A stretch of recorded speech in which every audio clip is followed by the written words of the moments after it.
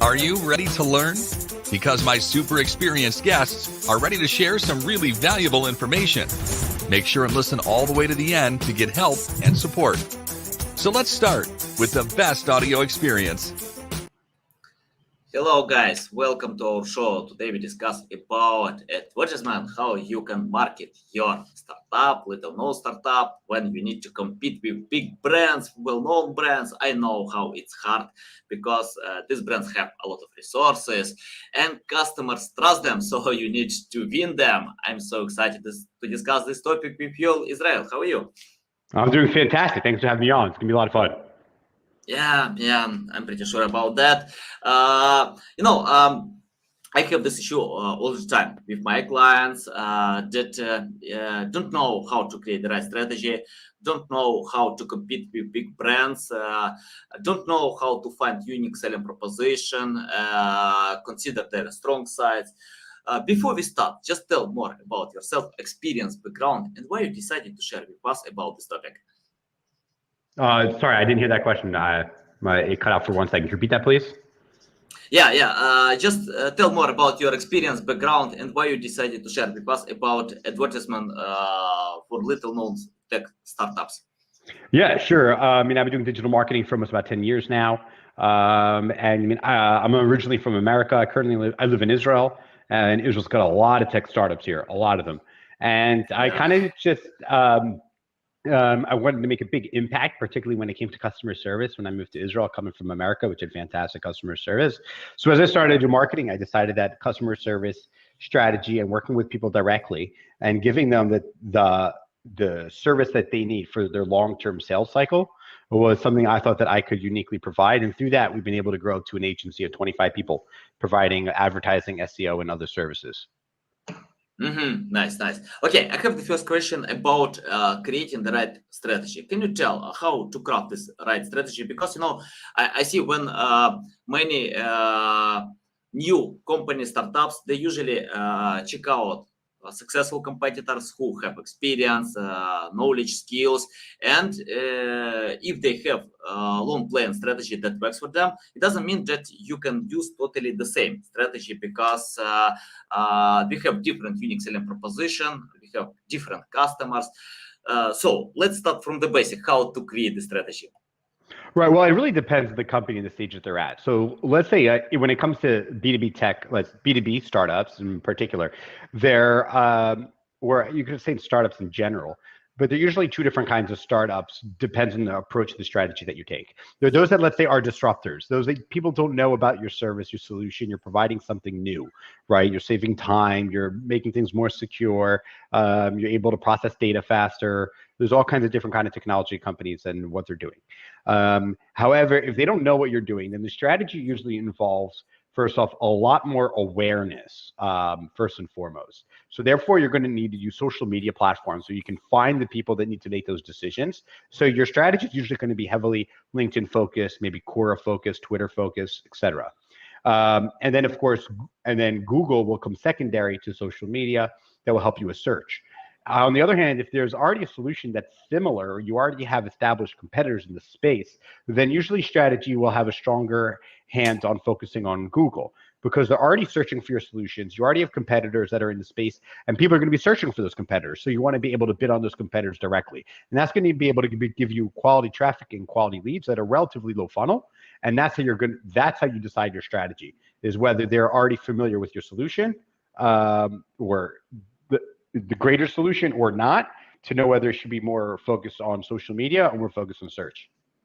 You remind me when in 2020 I decided to grow my social media network, and I tried to cover all of them: Instagram, Facebook, LinkedIn, Twitter, YouTube, name them. And I failed to get awesome results in most cases because it takes time, to learn about specific social media. It takes time to repurpose content. So then, my best results were like 5-10 followers a day, 100 views, not more. Then I switched all my attention to LinkedIn and grew my audience because of focusing on one specific direction, and I got it jack of trades, master of none. And for example, many people are trying to copy Gary Vee or any other recognizable experts who can cover a lot of social media, many social media. But I found that Gary Vee has a team. He has resources, to do it. And you mentioned about social media, about Google. Can you tell, if you start from scratch, how to find the right channel? Your advice about that? Well, I mean, kind of I opened up with it, right? So if they're already familiar with your product, you would be heavily Google. But other than that, LinkedIn would be usually the most important channel. The reason is because it's got scale, right? LinkedIn and Google, you can target almost anyone you want when it comes to B2B startups. So being able to start on LinkedIn, being able to reach your target audience there and letting them know of your product is the way to go. However, there are other platforms that are underrated or underutilized, depending on your segment, such as Quora, Twitter, sometimes Facebook, Reddit, that you should also be considering, because you can be able to find them there too. And often those cost per clicks are much cheaper. Cost per clicks on LinkedIn are very expensive, but the targeting is superior and you're able to get scale. So being able to make a mix of the different touch points and being able to reach your audience where they are, that isn't just LinkedIn, but also other social media, is where to start. If you have a small budget, then obviously, I would start with LinkedIn first, but then be ready to expand and look around where else they are, and maybe put at least a few $100s, maybe starting with remarketing in other platforms. Can you tell how to find the right data when you create a buying persona, or I don't know, like to reach out to the right people on LinkedIn? Because I found that many marketers usually pay attention to Facebook and Google, and they ignore LinkedIn because of limited possibilities. They can't get the right data. But I know some marketers who are successful with that. They handle budget like $120 million. Many clients. And they get the right data. They can set up the right data and get awesome results. Can you tell about finding the right data? For example, when you create marketing message on LinkedIn. Yeah, so there's a few messages. A few ways. First off, well, look, I'm very biased towards LinkedIn. Our clients are B2B, so LinkedIn is the best place to find them. The targeting for B2B on Facebook is very poor, so you're not able to do it. We are resellers of, let's say, technology companies such as metadata, which allows us to be able to target people on Facebook with like you would the audience on LinkedIn. And so you're able to pay a fraction of the cost per click on Facebook as opposed to LinkedIn, but the match rate is usually closer to 40%, but it's obviously easily worth the money. You save the money in the cost per clicks. So that's kind of the data that you're looking for. The other data you want to do is obviously keyword research to see what kind of keywords, what are the things that you and your competitors, what are you showing up on both ads and organically, and probably use that data based on how competitive those keywords are in order to build out a plan for that messaging. Additionally, you want to reverse engineer with your sales team and find out who are the right people that you want to target.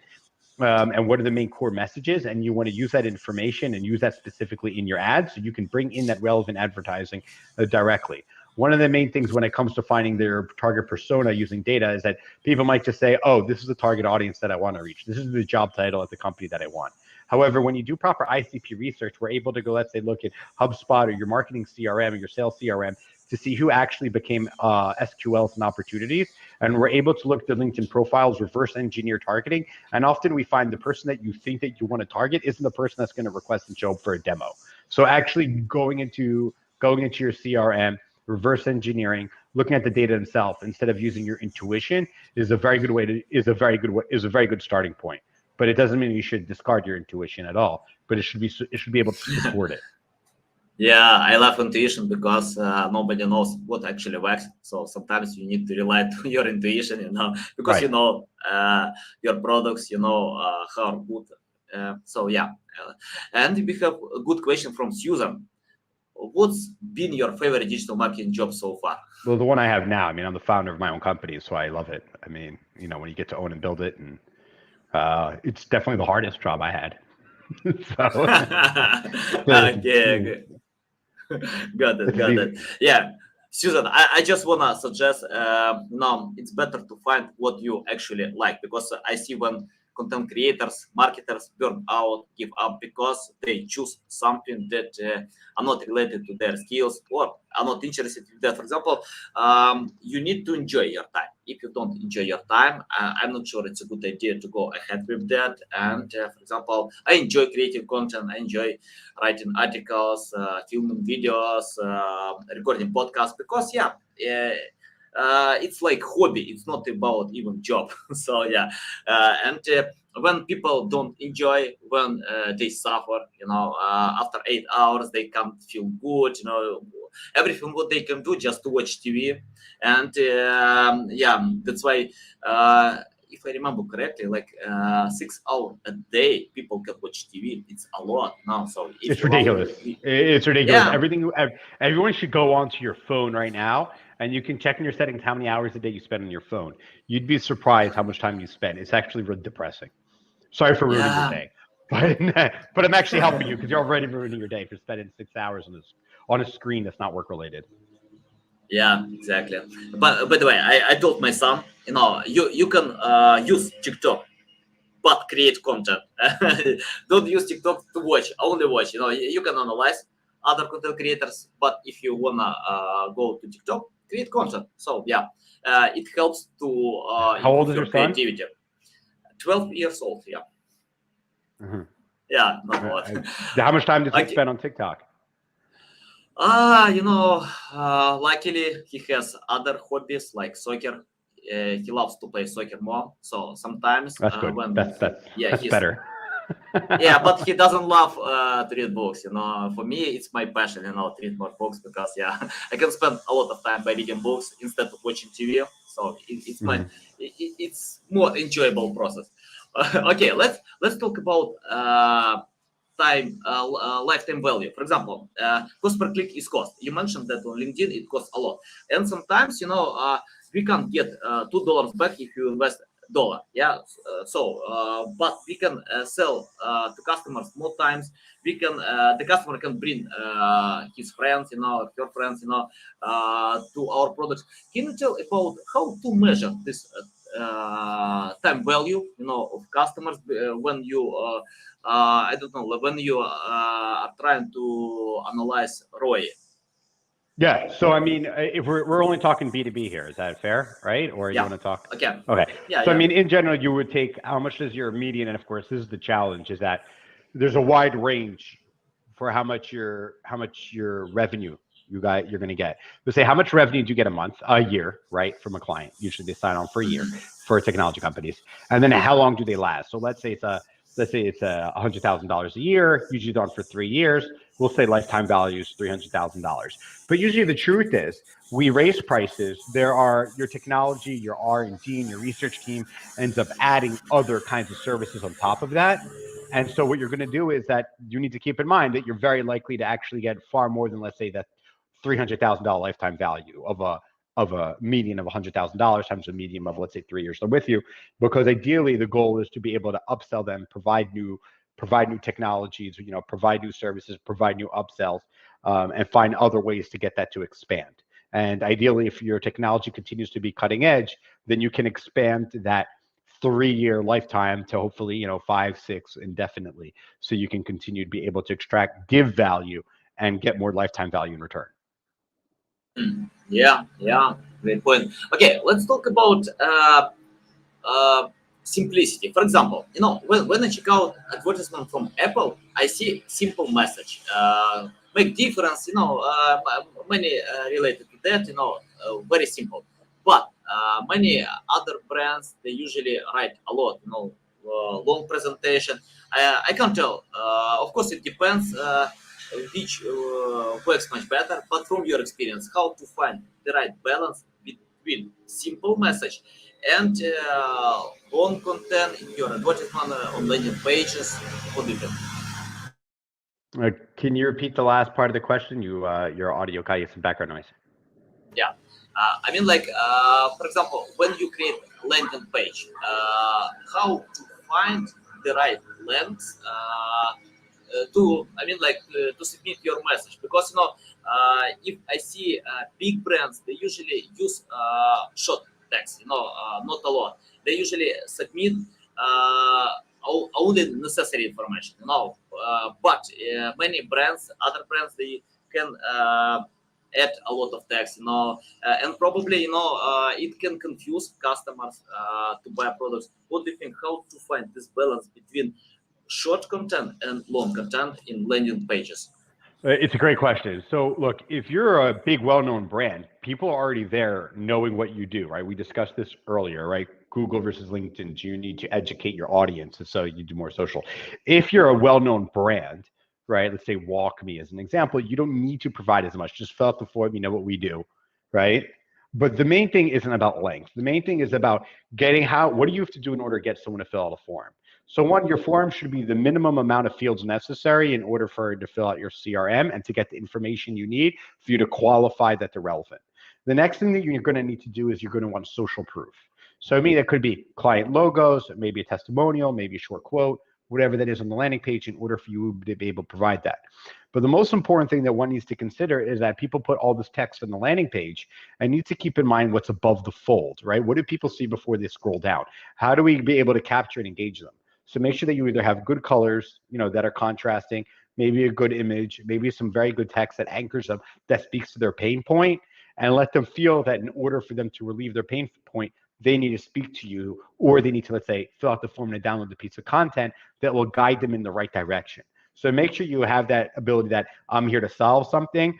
A lot of other people use us, so maybe some logos, and also maybe a quote or two, so some people use us and they're happy, and that they feel they can relate to those people talking about how they use your product, your service, and then you want to tie that all in. Sometimes you need more length to explain what your product does, especially if they're not exactly sure how it works, right? Sometimes you don't need to. Sometimes it's very straightforward, and you can literally do it in a header in 4 bullets. So I don't think length. I think it's more about being complete, of giving everything that they need to know that they need your product without giving too much value, so they feel like I've just enough that I need, but I need more, so I'll fill out the form. Yeah, love it. I read a book from David Duncan, The Secret Lives of Customers. And on this book, he mentioned that today we have a lot more bots than human beings online. So, and it's interesting data that fraud in paid marketing, only drug traffic can bring more money than fraud in paid advertisement. Can you tell? And we got the question, what tactics do you use to secure links? I don't know, it's related to advertisement or not, but can you tell how to avoid this fake clicking in your marketing? For example, when you need to pay a lot per click, especially on LinkedIn, sometimes it costs like $10, $20. But how to avoid fake clicks if your competitors, I don't know, or any other things can happen, to click your marketing campaigns? Right. So I mean, LinkedIn does have a lot of bots. I see certain clients get picked up by a lot of bots, only a couple of them. We contact LinkedIn and they try to fix it. They have a lot of problems. Usually LinkedIn is better with that. Twitter is notorious for bots, right? If you've been following Elon Musk's purchase or alleged purchase, right, is that it's an insane amount of bots. And often you think you're speaking to a human, but it's a bot. Easily probably half the platform is bots. And of course, they have a lot of SEC problems, which is why they wanted to force the deal, because they have so many bots. They've been lying to advertisers such as ourselves of how many impressions and clicks and things you're getting, when in fact, they're not actually humans. They're unique accounts, often made by bot farms, in order to give people fake followings and likes and retweets, in order to demonstrate that they have far more influence to get real humans to engage and consume the content. Google has something called invalid clicks, where they usually try to go and then find out where they have invalid clicks. Maybe a competitor, someone's clicking on an ad a lot of time. They think that it's bots clicking it, and then they reconcile it. And then, of course, that they remove it from your total data. And then, of course, from what they invoice you. That being said, there's a lot of technologies there to filter out bots. We have an influencer marketing platform for cybersecurity called Cyfluencer, Cyber Influencer. And so we pay for a couple side solutions that actually able to go through filter bots and remove them from being able to count them. However, the challenge, though, even though they're not paying for bots and we're spending a lot of money in order to be able to filter them out, it can screw up your analytics sometimes, because you see a whole bunch of clicks and a very high bounce rate, very low page on site. It really gets watered down if you have a bot attack. Even if it's not significant, maybe it's not in the thousands, but even like 50 can really lower down your average significantly, and it doesn't give you a proper representation of the data that you're looking at as a marketer. That's probably the greatest thing. I wouldn't worry so much about, because the advertisers have a huge interest of making sure that they remove bots and they're giving you as much accurate as possible. They're not charging you for anything that you're not, with the exception of Twitter, who's been playing all of us, it appears, I seem. But on the other hand, the problem is that when you might look in, your HubSpot, you might look in your Google Analytics, etc. Bots often aren't filtered out, even though you're not paying for them, and it can really screw up your data. And the decisions and strategy that you make might be based on data that's really skewed. So that's what you got to keep in mind. Yeah, awesome, valuable. I have the question about focusing, even no, not focusing, management. For example, I found that when I speak with marketing experts, they usually focus on one specific marketing campaign: Google ads or Facebook ads or LinkedIn ads, YouTube, but you have a team. Can you tell how to manage a team of experts? Because you mentioned that you can help with Google, LinkedIn, many platforms. Tell about management. How to manage various specialists, experts, and provide results to clients. Right. So I don't like management. I'm not great at it. I'm going to be honest with you. It's not my strength. I'm more my strength's more around leadership than management. But I hire great management to manage our account managers, who manage the campaign managers. So we have a couple of layers of management to ensure. In order to be able to do that, what we need first and foremost is excellent training, excellent shadowing. So we make sure we have a senior person and a junior person on every call that serves the client. So the junior person can rapidly learn as fast as you can in order to understand what to use when.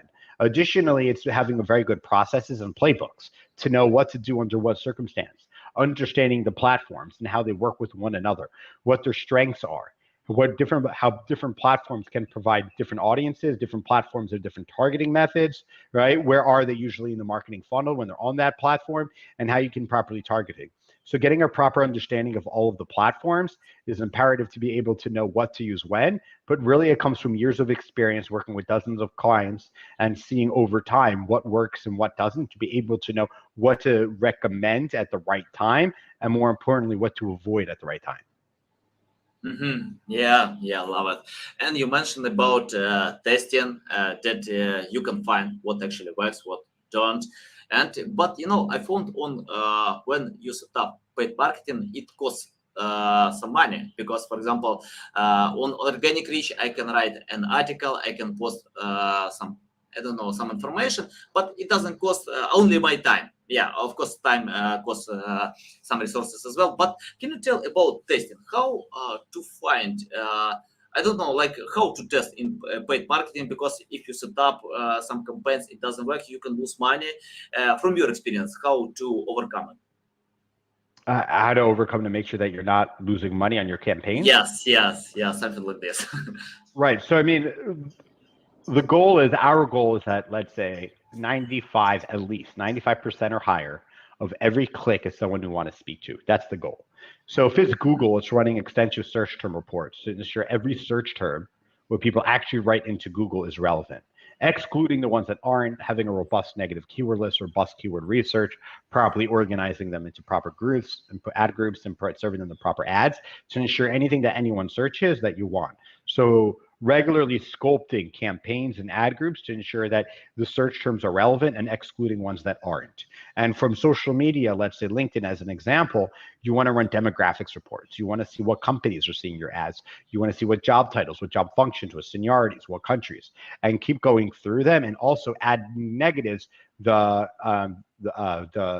locations, the companies, the company size, the seniority, the job titles, to ensure that you're targeting the right people. So you're to ensure that you're excluding the wrong people. So only the right people you want to see. I'll give you an example. A lot of people think, let's say we have a couple of clients that do marketing. They have a marketing technology.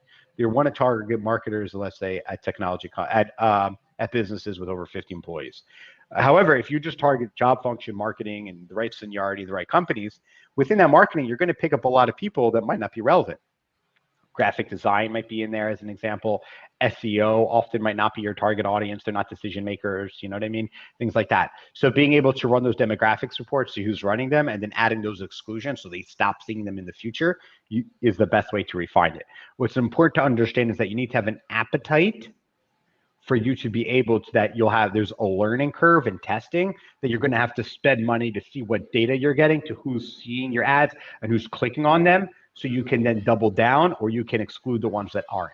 You can't expect them to be perfect from the beginning. It takes time and it involves patience and it involves a test budget and tolerance. And if you can do that, then you'll succeed in the medium to long term. Okay, let's talk about succeed in the long term, because Susan Brown, she's active today and she wanna know favorite client success story. If you can share some story, it will be great. I'm trying to think of probably one that's a little bit, trying to think without violating an NDA. Okay. But I Without can, I'll speak in very generic terms. I was this thing recently. So sometimes when you know things are going to happen, let's say in the news, right, that are going to come up, right, regularly, and you might know something's coming. Actually, I'll give an example that we served for a few clients. Let's say they're working on getting in Gartner, getting defined a new category, and they know it's probably going to come, but it's going to be 8 to 10 months. One of the main things that people do is currently there's no search terms, or people aren't using that technology for that new term so much, but you shouldn't wait.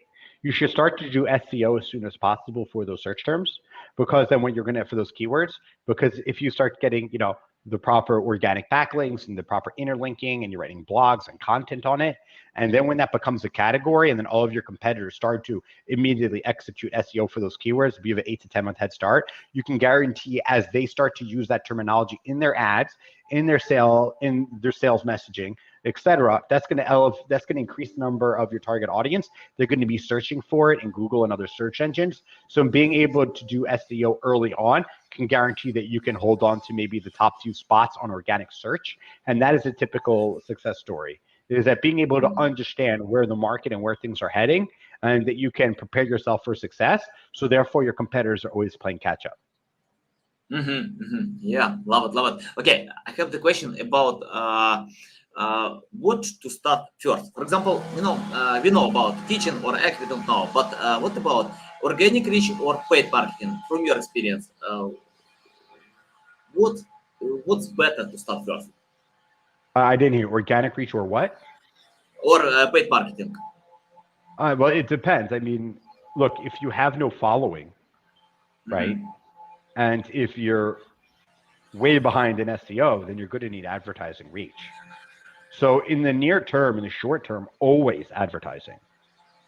But if you're already having revenue, and ideally if you're profitable, but if you have revenue, you should absolutely, and you see that you're a startup here to stay, you're not still figuring it out and all of that, but you know what I mean? Like you're here, you've revenue established a brand to an extent, then it's very important that as soon as you can, you start to get into organic. Because once you're able to start to do organic, you're going to be able to target the, then overall, you'll find in several months, maybe even a year, you'll start to get a lot of organic traffic in search, which is high intent, with outside of a personal recommendation. Asking Google and giving you an organic result is the highest recommendation, not from a person that you know. And also being able to build that brand on social media and a following and engagement demonstrates social proof that a lot of people organically agree with what you're doing, and they see that there's something there in your product, your solution, in your messaging, and so therefore you should be able to do organic. But in the short term, definitely advertising, and then if once you're getting revenue back, you should start to do organic, but understand that it's going to take several months to start to see any kind of return in pipeline. I have the question about common mistakes. Can you list common mistakes that you can see marketers still do, and your recommendation how to find the right way? Like to learn about the right way. Yeah, what do you think? So I think one of the most common mistakes is that people focus too much on their competitors, even though you should be looking at your competitor's website to see what keywords they're ranking for, what they're bidding on, what their anchor texts are and everything. Maybe you can get some ideas and see where you would compete. But unfortunately, when we all have large egos, me included. So let's say if you're bidding on a competitor, you might want to focus on your competitor's weakness and say we're better because. And I find that for B2B in particular, not e-commerce where they're making the sale that time, but for B2B that has longer marketing velocity, marketing cycles and sales cycles, is that they're searching for your competitor because just like when they search for you, they assume that you provide a solution to a problem that they have and they associate it with your brand name for whatever reason. So instead of trying to rip up your competitors when you're bidding on them in Google, I would, which is very common, what I would do is try to take messaging and the perceived strengths of that competitor, use that into your messaging so you can get that click, and then let remarketing continue to engage with them in the medium and long term to hopefully that they'll end up becoming a sales qualified lead. Yeah, awesome, valuable. I agree with that. But because I see when marketers use tools like SEMrush, Ahrefs, or any others, they add their competitors, analyze where they get traffic, and trying to replicate them. But you have your unique selling proposition. Your customers might be different, so yeah, it's not a good idea. Okay, you can analyze them. I love learning from competitors, but I usually search for their gaps, for their weak side, and think how you can convert your strong side. Okay, can you tell about creating a buying persona? Can you tell? Because I see when marketers use different methods of creating buying persona. Some of them can talk to salespeople. I know even some can go to the customers directly to talk to them, to know their pain points. Can you tell your methods of creating a buying persona? I mean, one, we'd interview first the marketer, and then we'd interview the salesperson, understand their persona, and then I talked about this a little earlier, is actually find out what people that are scheduling demos, what their persona looks like that are relevant. Let's say they showed up to a second demo, so they showed up, it was great, and then they scheduled a second call, right? So these are the kind of people, these are the personas that you're looking for. So it's actually reverse engineering and doing the research of who are the personas that you're already engaging with and moving forward. And then understanding that there's the person that often people think the persona is a decision maker, but I find that the decision makers, like, so let's say if you want to target, if you're a cybersecurity company, many say they want to target the CISO. And I say, well, one of the CISOs in North America are like $55 a click. But the person that reports under them are often $30 a click, let's say. So those are the actual ones going to a demo and 2 demos. Then they bring in the CISOs. So it's important to understand that even though the CISO will show up to a demo, will sign off on it, but they're going to be brought in when it's ready to compare you to 2 or 3 of your competitors. The first people to bring things in are those that are actually going to be using that technology or your services hands on, and those that solution is going to make their job easier, and they're going to be looking for that. So often your persona, from my experience, should extend usually a little lower in seniority than you think, and then lower down the funnel, you should move up seniority. Yeah, love it, love it. Okay, Yoel, I have the question about, let's imagine you have no experience, knowledge, skills, anything. You need to start from scratch.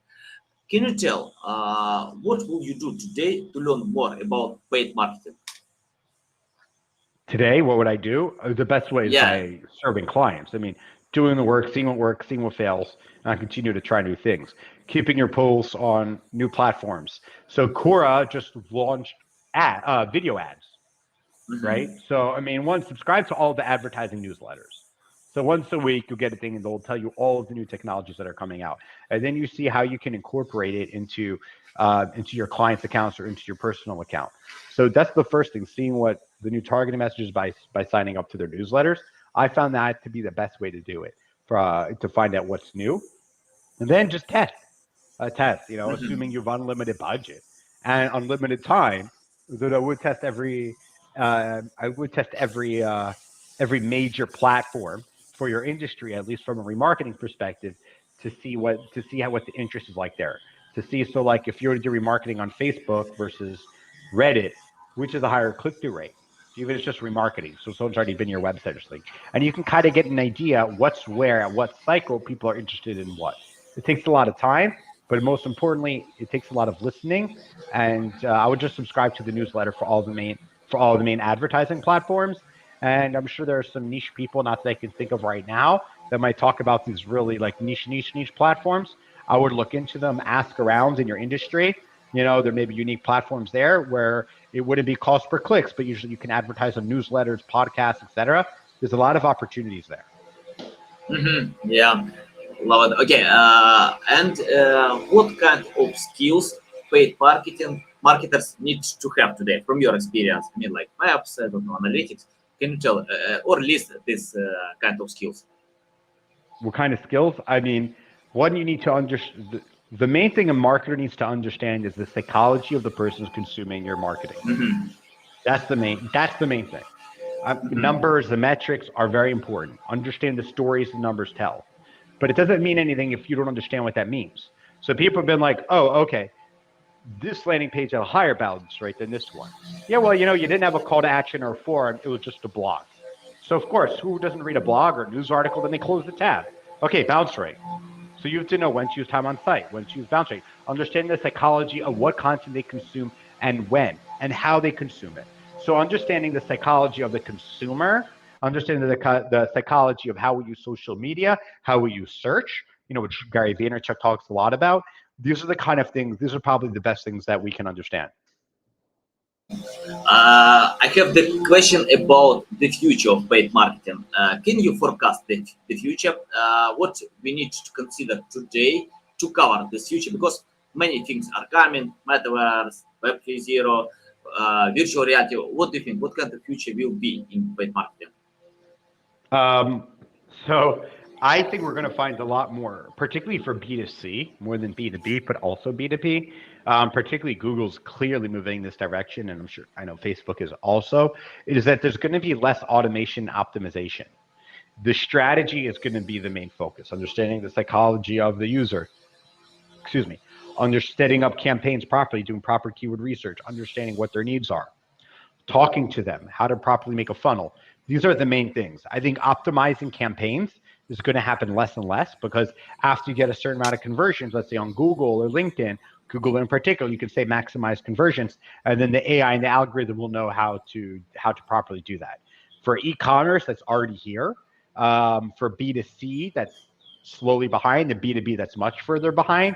But I think what you need to look out for, more strategy and more customer service is going to be more necessary, as AI and algorithms are going to help you get those conversions if you totally understand what your client's needs are and be able to create a strategy and a plan that reflects those needs and your goals and ambitions. And you mentioned about AI. Can you tell, do you use AI tools to create the marketing message? Do I use AI tools to create the marketing what? Marketing campaigns. No, we currently don't. I mean, we use the ARM platform tools as necessary after we get enough conversions, maybe maximize conversions or choosing the proper bid, or maybe sometimes if it's people for competitors with the right targeting, so for competitors might do maximize clicks, things like that. To maximize reach in a sense that isn't AI, we do that. But outside of the AI on the platforms, we're not exactly using that at the moment, because we find for B2B, as I stated earlier, AI is definitely here for e-commerce. You should be using it, and for B2C to a less extent, but also non-e-commerce B2C. But for B2B, I don't think there's anything there yet, but it's clearly being worked on, clearly coming, and there are a lot of marketing technologies that are trying to serve this. Yeah. Guys, I'm sorry for this noise because I can't avoid it. Someone decided to cut grass, on my backyard, but what I can do. Yo, it's a big pleasure to get on my show, to learn from you, to share a lot of valuable insights. Tell our audience how they can reach out to you, learn more about you, follow you. Yeah, so you see my name, Yoel Israel, like the country. You can find me on LinkedIn, or you can search wadidigital.com. And I would love to have you send me a connection request. Let me know you saw me from Anatoly's show. And I look forward to connecting, engaging, and following each other on LinkedIn. Nice. Guys, you can find all those links in the description below. Listen us on Apple, Google, Spotify. Thanks again for your time.